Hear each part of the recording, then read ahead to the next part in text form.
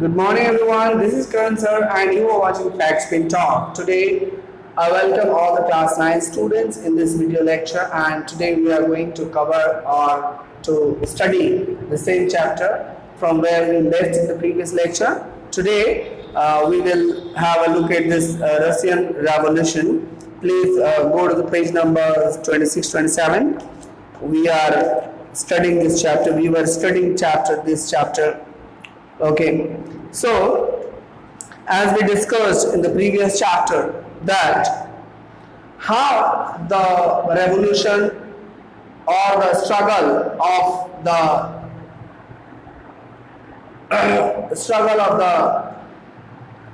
Russian people started during those days, and we have already discussed that there were three main active groups during that period in Russia: the radicals, liberals, and the conservatives. So we all have discussed the liberals, what they wanted and what were their ideology, what kind of Russia they wanted to see. Now today we will have a look at the thinking or the thought process of the radicals. Okay. So the radicals were more of radicals wanted a nation in which government was based on the majority of the country's population. Many supposed women suffrage movements. Unlike liberals, they opposed the privileges of the great landowners and the wealthy factory owners. They were not against the existence of the private property, but disliked concentration of the property in the hands of few. तो radicals का ये मानना था, जहां हमने पिछले class में बात की थी कि लिबरल्स की क्या थॉट प्रोसेस थी, यहाँ पे हम देखते हैं कि रेडिकल्स की क्या थॉट प्रोसेस थी और रेडिकल्स किस तरह का रसिया चाहते थे। तो रेडिकल्स की जो सोच थॉट प्रोसेस थी, इनमें इनको कहना था, ये चाहते थे कि नहीं, ये हमारा जो देश है इसमें वोटिंग राइट सभी को मिलना चाहिए। जैसे कि लिबरल्स चाहते थे कि सिर्फ महिलाओं को ना मिले, अमीरों को मिले, और ये चाहते थे वोटिंग राइट्स फॉर ऑल, ये सभी को चाहते थे कि सबको मिले, सभी को सरकार चुनने का अधिकार मिलना चाहिए। तो इनका ये सपोर्ट था कि no, we want voting rights for all. तो ये इनका एक स्टेटमेंट था। दूसरा इनका स्टेटमेंट ये हुआ करता था कि ये चाहते थे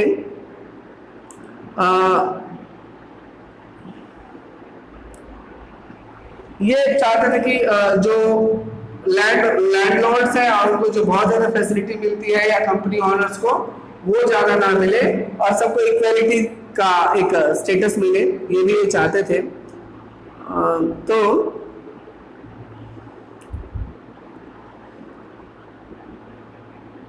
दे अपोज द प्रिविलेजेस, ये चाहते थे कि ये प्रिविलेजेस को अपोज करते थे कि अमीरों को जो मिल रहा है ये प्रिविलेजेस ना मिले।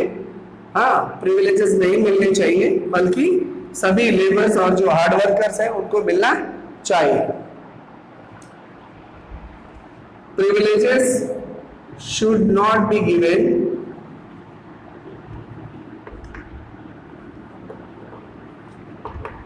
Given to only rich.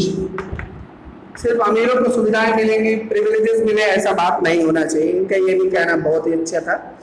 और दूसरा इनका एक ये भी मांग था, they were not against the extension of the private property. तो इनको प्राइवेट प्रॉपर्टी से कोई प्रॉब्लम नहीं था। One can have the private property.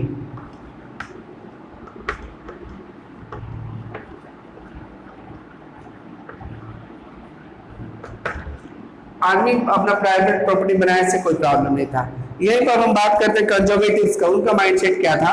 Conservatives were opposed to the radicals and the liberals. ये जो थे तीसरे ग्रह के लोग थे, तीसरी मानसिकता थी इनकी।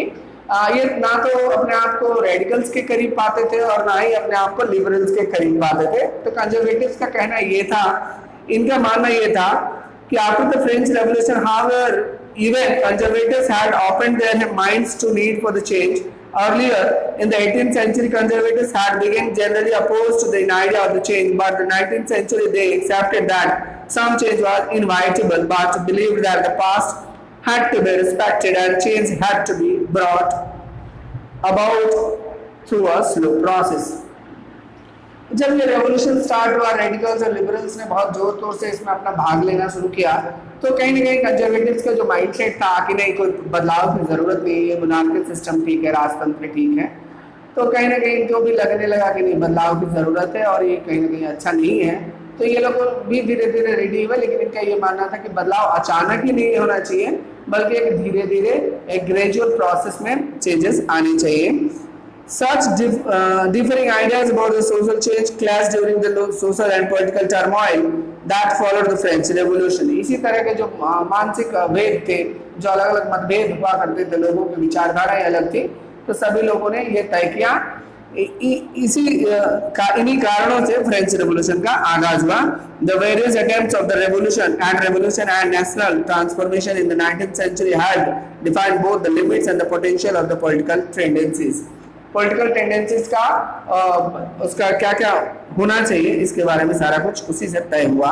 Industrial social society and the social change.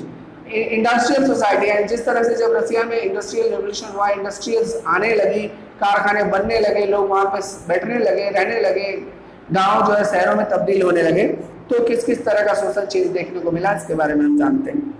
These political trends were a sign of the new time. It was the time of the profound social and economic changes.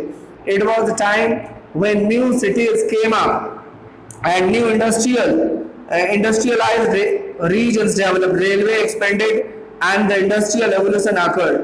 तो इस तरह से बहुत सारे उद्योग कारखाने लगने लगे, रेल का भी विस्तार होने लगा, और इस तरह से सारी चीजें पूरी रसिया में, पूरे यूरोप में उधर फैलने लगी। Industrialisation brought men women children and to the factories. और जब उद्योग बनने लगे, कारखाने लगने लगे, तो गांवों से महिलाएं, बच्चे, बूढ़े, औरतें, मर्द, सब लोग जो है ना उस फैक्ट्री के आसपास आकर बसने लगे, जो कि झोपड़ियों में रहने लगे, वहाँ गांव बसने लगे, मतलब गांव का शहर बसने लगे, और इस तरह से वहाँ पे एक पूरा ही बदलाव देखने को मिला।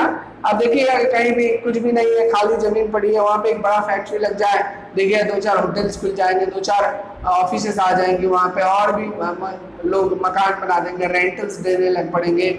देखिएगा कि पहले वाराणसी जैसे जगह में कोई रेंट पे जमीन, रेंट पे घर नहीं लेता था, लेकिन आज घर बना के लोग रेंट पे लगा रहे हैं वाराणसी जैसे जगह में भी। तो धीरे धीरे एक सोशल चेंज हमें देखने को मिल रहा है। पहले ये बड़े शहरों में, कटिहार, सिलीगुड़ी, कोलकाता, पटना, मुंबई, दिल्ली जैसे शहरों में ही होता था, जब मकान किराए पे लगाए जाते थे। अब आप अपने आसपास वाराणसी जैसे शहर में भी देख पा रहे हैं, लोग किराए पे दुकान, किराए पे मकान, किराए पे गोडाउन, किराए पे ऑफिस ले रहे हैं। तो ये सारी नई चीजें हमारे को देखने को मिल रही है। इसी प्रकार वहां भी देखने को मिलना शुरू हो गया। इट वॉज टाइम, ठीक है ना, ये तो हम समझ रहे हैं। इंडस्ट्रियलाइजेशन ब्रॉट मेन वुमन, ठीक है। Work hours were often long and wages were poor. तो इसमें क्या था दिक्कत कि जो फैक्ट्रीज खोली गई, इनमें काम तो लंबे लंबे घंटों तक करना पड़ता था, 12 घंटे 10 घंटे काम करने पड़ते थे, और वेजेस, उनको जो मेहनताना मजदूरी जो मिलता था वो काफी कम हुआ करता था। Unemployment was common particularly during times of the low demand and the industrial goods. जब उद्योगों में पैदा की जाने वाली जो सामान हुआ करते थे, उन सामानों की जब बाजारों में मांग कम होती थी तो अनएम्प्लॉयमेंट बढ़ जाता था, लोग जो है ना बेरोजगार हो जाते थे। कंपनियां क्या करती थी कि शुरू में उन्हें 500 लेबर रखा, सीजन चल रहा है, सेल हो रहा है, 500 रखा, बाद में क्या हुआ, सीजन डाउन हो गया, उन्होंने 100 लेबर्स कर दिए, तो बाकी के 400 लोगों का रोजगार जाता रहा, और ऐसे में बेरोजगारी भी सीजनल हो गई। एक सीजन में उनको पर्टिकुलर सीजन में काम मिलता था और दूसरे सीजन में उनको जॉबलेस रहना पड़ता था, तो ये एक प्रॉब्लम आने लगी। Housing and the sanitation were problems since towns were growing rapidly. शहर बहुत ही तेजी से बढ़ते जा रहे थे, सारे गांव का तेजी से शहरीकरण हो रहा था, अर्बनाइजेशन होने लगा था, तो बहुत सारी प्रॉब्लम थी, सैनिटेशन, हाउसिंग, रहने की, साफ सफाई की, टॉयलेट बाथरूम की बहुत सारी दिक्कतें आने लग पड़ी। Liberals and the radicals search for the solution of this issue. तो रेडिकल्स थे और जो लिबरल्स थे, इन सब मुद्दों का उन्होंने समाधान ढूंढना शुरू किया, है ना। Almost all industries were property of the individual. जितने भी उद्योग थे सभी लोग बड़े बड़े पूंजीपतियों के हाथ में थे, सभी लोग वही मालिक थे। तो liberals and the radicals themselves were often property owners and employers। कई बार तो रेडिकल्स और वही जो लोग आंदोलन में कूदे थे, यही लोग कई बार उसमें से मालिक हुआ करते थे फैक्ट्रीज के और उद्योगों के। Having made their wealth through trade and industrial ventures, they felt that such efforts should be encouraged.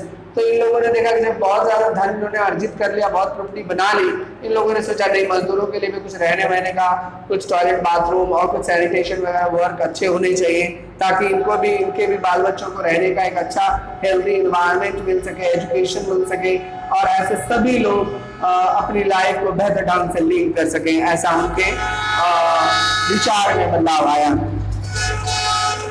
That its benefits would be achieved if the workforce in the economy was healthy and citizens were educated. इन्होंने सोचा कि उद्योगों में तभी हम विकास कर सकते हैं, बढ़ोतरी कर सकते हैं, तरक्की उन्नति कर सकते हैं, जब हमारे मजदूर पढ़े लिखे, स्वस्थ और शिक्षित होंगे। अगर शिक्षित नहीं होगा उसकी प्रोडक्टिविटी घट जाएगी, हेल्दी नहीं होगा प्रोडक्टिविटी घट जाएगी, अगर वो किसी बीमारी से ग्रसित होगा आपके लिए वो काम नहीं कर पाएगा। If freedom of individuals were ensured, the poor could labor and those with the capital could operate without restraint. They believed that the societies would develop. इस तरह से हमारा समाज बदल जाएगा, विकास की धारा चल पड़ेगी। Many working men and women who wanted changes in the world rallied around liberal and radical groups and parties in the early 19th century. जितने भी मजदूर थे, महिलाएं थी, बच्चे थे, बूढ़े थे, सभी लोगों ने, ये जो ग्रुप्स थे, जिन लोगों ने रेवोल्यूशन को ऑर्गेनाइज किया, इनिशिएट किया, इन ग्रुप्स के सपोर्ट में लाखों लाख हजारों की संख्या में महिलाएं सड़कों पर उतरी, पुरुष सड़कों पर उतरे और उस पूरे आंदोलन में अपनी सहभागिता तय की, साथ ही साथ अपना आवाज, उन्होंने अपनी आवाज बुलंद की।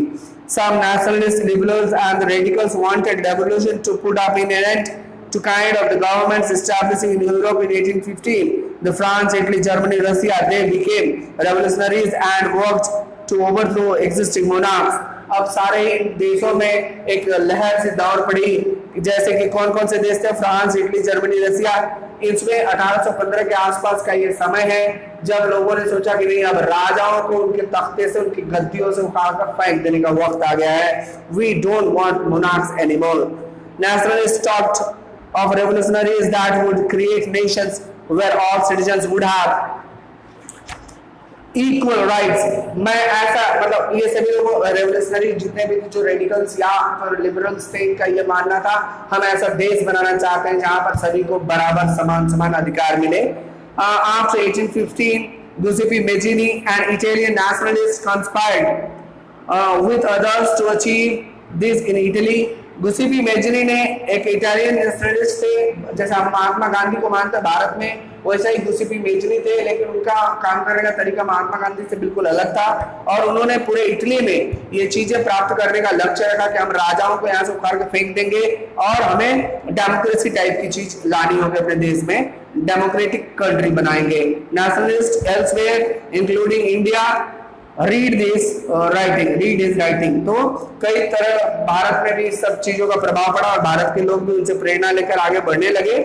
तो इस तरह से ये चैप्टर को आज हम यहाँ तक रहने देते हैं और आगे हम पढ़ेंगे अगले क्लास में मंगलवार को। तो आपसे सभी से अनुरोध करूंगा कि आप इसको पढ़िए, कुछ इंटरनल क्वेश्चंस बनाइए। अब आगे आएगा इस कहानी का main hero, who was tsar Nicholas II। इसके बारे में पढ़ेंगे, how he handled the situations in Russia during those period, and I request everyone, all the class 9 students, please make internal questions, 10 internal questions you have to prepare for this. Thank you.